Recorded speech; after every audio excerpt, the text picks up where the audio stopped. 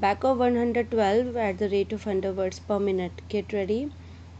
But the institute is not a medical faculty.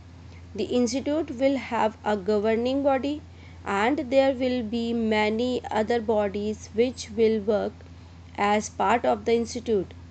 What I have in mind is that on the academic bodies which will frame the curricula and which will be responsible for the conduct of examination and for prescribing all the standards, there should be representation of an expert character provided in the constitution itself.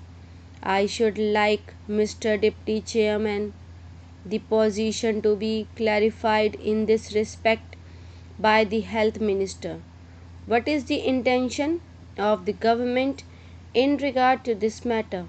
How do they propose to constitute the bodies which will be responsible for the framing of the curricula, for prescribing the courses, and for the laying down of academic standards?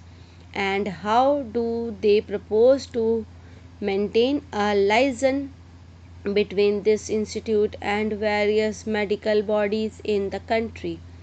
I think that at least we should have been given some information on this aspect of the matter, because I find that almost everything is going to be left to rules which are going to be framed hereafter, and we have no clear picture before us as to how this institute will function.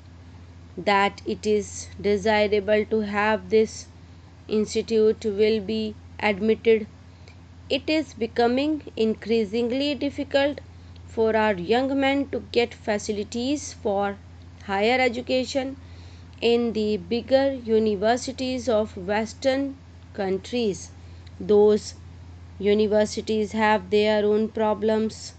They have got to think of providing for their own young men first, and it is essential that we should have an institute in this country of a very high character where it is possible for research to be carried on under almost ideal conditions.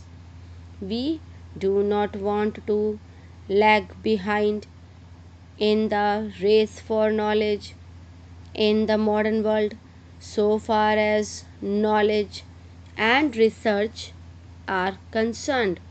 While we have produced eminent physicians, and while we have produced good practicing surgeons, it is a matter for regret that our output so far as medical research is concerned is poor.